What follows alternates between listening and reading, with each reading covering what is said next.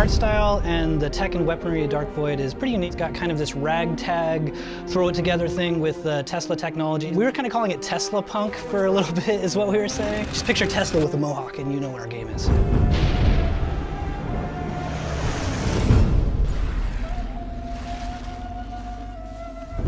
We've got sort of two different factions in this world. One of them is human-based. Then there's this super advanced civilization. So we've got weapons and technology that's just really based in late 1930s technology versus this super advanced stuff. What's fun in the game is, as Will, you get to pick up all this cool Tesla stuff, which is grungy, clunky, chunky, but awesome, and then also have access to this like clean alien stuff. Tesla's able to take a lot of this technology and expand upon it, use his own ingenuity to really, make it usable for humans. The jetpack is pretty much Tesla's, it's the pinnacle of his creation since his time in the Void. It starts out with more of a hover pack and then it evolves into a rocket pack. And it's so experimental that the first time you use it, everybody tries to discourage you from using it. Are you crazy? You'll kill yourself. 面白さにもなってますし、メカニカルな部分であったりとか、サイエンスフィクションの部分とかですね、そういう部分がすごく面白いのかなっていうふうに、それがやっぱダークボイドの、空飛ぶ違いだと思いますね。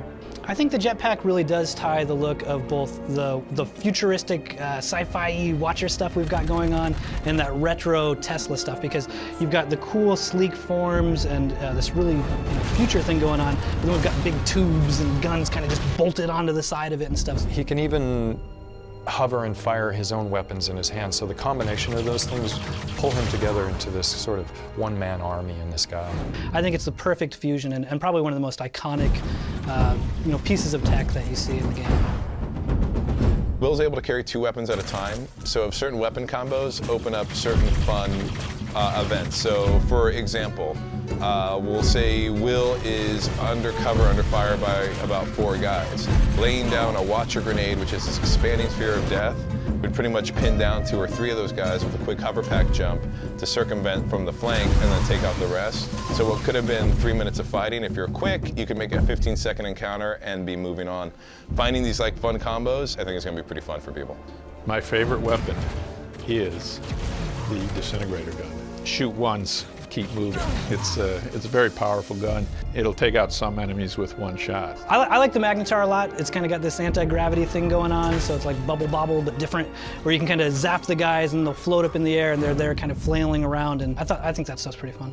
So every weapon has 2 levels of upgrade after you obtain it. So one example, the Liberator, its upgrade path, you get it, it's straight SMG shooting bullets. I think the next upgrade is it's an increase on clip size and a bit of accuracy, which is oh ho hum. The ultimate upgrade is explosive rounds, and that's okay, now this got really exciting. So my rat-a-tat-tat now becomes rat-a-boom-boom.